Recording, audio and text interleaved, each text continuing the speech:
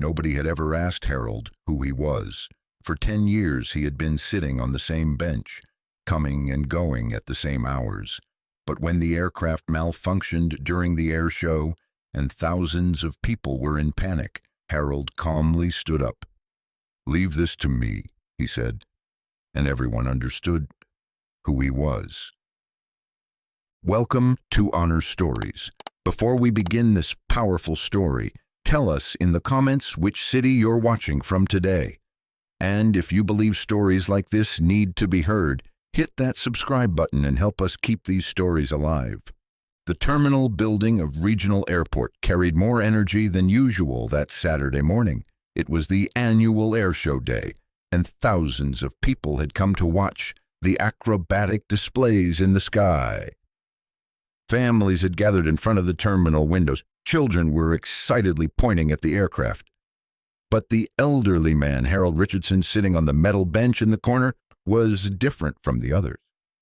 75-year-old Harold looked like an ordinary retiree in his pale blue shirt and worn brown pants.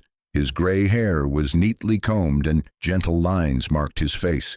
His hands trembled slightly, a natural condition that comes with age. But his eyes were different. When watching the sky, those eyes held a glimmer of knowledge, much deeper than that of an ordinary aircraft enthusiast. Harold had maintained the same routine for 10 years. Every Saturday morning at 9 o'clock, he would come to the airport and sit on the metal bench on the 3rd floor of the terminal building, watching the aircraft. The security guards now knew him and greeted him as he passed through the checkpoint. "Coming to watch planes again?" young security guard Tommy Williams had asked once. "Yes, son," Harold had said calmly. "You need to find a hobby after retirement." Tommy had laughed. "Have you ever thought about becoming a pilot?" A slight smile had appeared on Harold's face. "Once upon a time," he had said, "but those days are behind me now." Harold was sitting on the same bench this morning, too. Beside him were a small thermos of coffee and an old newspaper, but his attention was completely focused on the preparations on the runway. Acrobatic aircraft that had come specially for the air show were lined up. Among them was an old F-16 Fighting Falcon, a model Harold knew very well. "Beautiful machine," Harold murmured to himself, "but this model has some quirks." At 11 o'clock, an announcement was made over the speakers. "Dear guests, our annual air show is beginning. Our first demonstration will be performed by experienced pilot Captain Rick Morrison. He will present an acrobatic show with an F-16. The crowd applauded. Harold looked up and watched the pilot. Morrison appeared to be in his 40s, confident and experienced. The crowd responded with applause as he saluted them before boarding the aircraft. "This man is a good pilot," Harold murmured to himself. "But F-16s are temperamental machines, especially the old models." In the control tower, air traffic controller Dave Peterson and his team were making final checks.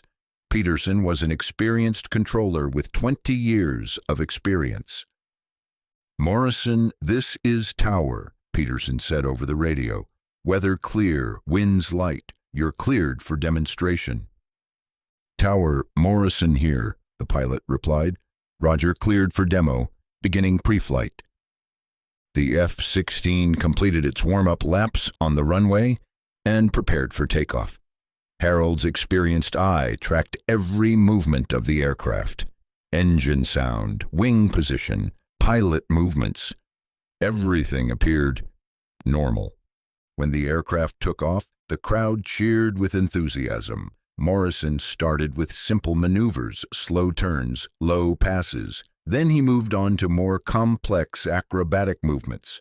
Harold watched every move carefully. "Nice barrel roll," he murmured, "but a bit too aggressive." Inside the terminal, cafeteria owner Maria Santos was serving coffee to customers, but she was also occasionally looking at the sky, trying to watch the show. "Isn't it amazing, Mr. Harold?" Maria asked as she passed by Harold. Good pilot, Harold said VE, but he needs to be careful. Why? Maria asked curiously. Old aircraft are sensitive, Harold replied. If you push them too hard, they'll respond. About 15 minutes later, Morrison began attempting riskier maneuvers, movements requiring high G-forces. Harold's brow furrowed. He's pushing himself too hard, he said worriedly. In the control tower, Peterson shared the same concern. His assistant, Lisa Chen, was monitoring radio traffic. Morrison looks a bit aggressive, Chen said. Experienced pilot, Peterson replied. But you're right, he's pushing the limits. Just then, the F-16 made a sudden move. The pilot was trying a loop-the-loop maneuver, but something was going wrong. The aircraft was vibrating more than normal. The crowd watching from the terminal windows hadn't noticed yet, but Harold stood up. His experienced eye had immediately spotted the problem. Engine trouble, he whispered. A sudden voice rose from the radios. The control tower was calling out to Morrison, Falcon 7, what's your status? We're detecting abnormal vibration. Morrison's voice had tensed. Control, there's a drop in engine power. I can't continue the maneuver. Copy Falcon 7, emergency landing authorized. Runway is being cleared. But then the feared happened. Morrison's voice came over the radios, this time more panicked. Control, control, I'm getting dizzy. My vision is blurring. G-force effect, The voice cut out. The F-16 began swaying uncontrollably in the sky. The pilot had passed out from the G-force effect, and the aircraft was entering a dangerous dive. Panic began in the terminal building. People started screaming and running around. Security guards activated emergency protocols. The plane is crashing, someone shouted. Everyone to the protected area. Security Chief Tony Walsh called out. But Harold remained calm. He was calculating the aircraft's trajectory. The pilot had passed out. The aircraft was in an uncontrolled dive, but it wasn't completely lost yet. Peterson in the control tower was in panic. Morrison isn't responding. Aircraft in uncontrolled descent. Put emergency teams on alert, Tower Chief Frank Davis shouted. Do F-16s have automatic recovery systems? Chen asked. This model is too old, Peterson said. Manual control required. Just then, Harold walked to the emergency phone inside the terminal. Security guard Tommy tried to stop him. Mr. Harold, this isn't safe. Please go to the evacuation area. Son, Harold said in a calm but determined voice, give me that phone. Sir? Connect to the control tower. Emergency. Tommy hesitated. Mr. Harold, who are you to? Just do what I say, Harold said, his voice now carrying steel authority. Tommy handed the phone to Harold. Harold dialed and connected to the control tower. Control tower, this is Harold Richardson. I know the situation with your F-16. Peterson was surprised on the phone. Sir, who are you? This is an emergency line. Retired Air Force Colonel Harold Richardson. I flew F-16s for 30 years. I can save your pilot. Silence fell in the control tower.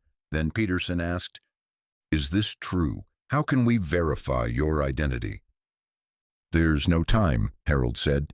Aircraft at 8,000 feet, descent rate 2,000 feet per minute. Pilot has G-lock, G-force-induced loss of consciousness. You have maximum 3 minutes. Peterson's voice filled with hope. What do we need to do? Connect me directly to the pilot. We'll try to save the aircraft through voice control. But the pilot is unconscious. Voice might wake him up. Worth trying.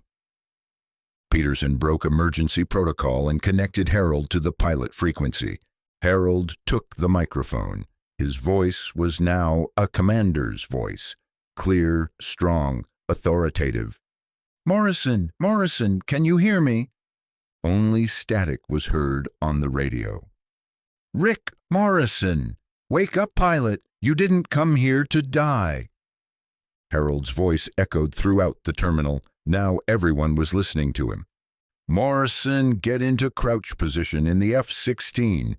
Anti-G strain maneuver. Now!"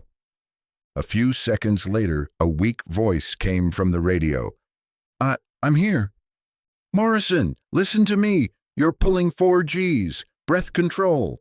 "Yes, sir. My vision slowly clearing." "Good. Now pull the stick back gently. Slow. No sudden movements."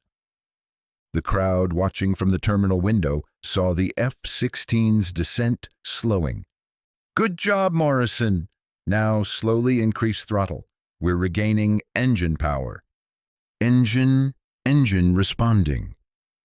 "Excellent. Now gentle recovery. You dropped to 2,000 feet. Now climb slowly." Morrison's voice was getting stronger. "Sir, who are you?" "Not important right now, son. Focus. Enter approach pattern for landing." "Copy. Control restored. Preparing for landing." Peterson's relieved voice came from the control tower. "Falcon 7, we see you clearly. Runway clear. Cleared for landing." 10 minutes later, the F-16 landed safely on the runway. The crowd responded with applause and cheers of joy. Morrison got out of the aircraft, his legs still shaking. His first action was to open the radio. "Control, who was the person who saved me?" Peterson replied, "Harold Richardson. He helped from the terminal building." Morrison immediately ran to the terminal building. The crowd had gathered around Harold, but the old man still maintained his calm. "Mr. Richardson," Morrison shouted, You saved my life." Harold smiled. "Just helped, son. You flew the aircraft." "But how? How did you know what to do?" The old sparkle appeared in Harold's eyes. "I was an F-16 pilot trainer for 30 years. Plus, I experienced similar situations 4 times myself." Morrison was shocked. "Are you a real pilot?" "Retired Colonel Harold Richardson," Harold said. "I was on active duty from 1972 to 2002. Gasps of amazement rose from the crowd. Security guard Tommy stood with his mouth open, staring at Harold. "Mr. Harold," Tommy said, "you've been coming here for 10 years and you only told us you were an aircraft enthusiast." Harold shrugged. "I retired. I didn't think the past mattered." Morrison was still in shock. "Sir, how many flight hours do you have?" 8,500 hours, Harold said simply, plus 15 years as an instructor. Peterson came down from the control tower and approached Harold. "Colonel Richardson, if you hadn't been there today." "Morrison is a good pilot," Harold said. "He just needed a little help. Happens to all of us." Airport manager John Stevens also came and shook Harold's hand. "Colonel, we didn't know you were here. This is an honor for us." "I'm just a retiree who likes watching aircraft," Harold said. "Nothing special." Stevens shook his head. "No, sir, you're a legend. This story will never be forgotten." At this time, local news channels were starting to hear about the incident. Reporter Amanda Clark approached Harold with her microphone. "Colonel Richardson, this is incredible. Were you really a pilot for 30 years?" "Yes," Harold said briefly. "Why didn't you ever tell anyone?" "Didn't see the need," Harold replied. Cafeteria owner Maria also came and hugged Harold. "Mr. Harold, you're amazing, but why didn't you ever tell us?" "Maria," Harold said gently, "you never told me you were a Spanish cuisine chef either, but you make good coffee." Maria laughed. "This is very different." "No," Harold said, "we all have pasts. What matters is now." From that day on, Harold's status at the airport completely changed. He was no longer just the aircraft enthusiast grandpa. He had become Colonel Harold. Young pilots came to consult with him. Airport personnel greeted him with respect. But Harold remained the same. He still sat on the same bench every Saturday watching aircraft. The difference was, now people knew who he was. A month later, Morrison came again, this time as a visitor. "Colonel," Morrison said, "I want to ask you something." "Ask, son." "Why did you never tell anyone you were a pilot?" Harold thought for a long time. "Because, son, real pilots don't brag. They fly. I can't fly anymore, but I can still watch. That's enough for me." Morrison nodded. "I understand now. This is where true greatness lies." Harold smiled. "You're still a young pilot, Morrison. You'll learn many things, but remember, aviation is about discipline, not ego." "Yes, sir. I'll never forget that." 3 months later, an official delegation came from the Air Force, led by General Patricia Wong. "Colonel Richardson," General Wong said, "what you did is an honor to the Air Force." "Thank you, General," Harold said, "but I just did my duty." "We have an offer for you," Wong said. "Would you like to be an instructor for young pilots, part-time?" Harold thought, "I accept. But I have a condition." "What is it?" "No rank, no uniform, no formality, just as Harold." Wong smiled. "Agreed." 6 months later, Harold was teaching young pilots 2 days a week. One of his favorites was Jenny Parker, 25 years old, bright, ambitious. "Colonel Harold," Jenny said, "what's the most important thing in piloting?" "Ego control," Harold said. "The aircraft is stronger than you. You'll respect it." "But don't you need confidence?" "You'll learn the difference between confidence and arrogance," Harold said. A year later, Jenny successfully completed her solo flight. Harold came to congratulate her. "Thank you, Colonel Harold," Jenny said. "I succeeded because of you." "No," Harold said. "You succeeded. I just guided." Harold Richardson that day saved not just an aircraft, but a life. But most importantly, he showed people what real heroes are like. They don't brag, they don't make noise, they just appear when needed and do their job. And Harold was sitting on the same bench again the following Saturday, because watching the sky was still his greatest happiness. Now I ask you, have you ever known someone like Harold in your life? Heroes who did great things but never bragged, living quietly. Share their stories in the comments.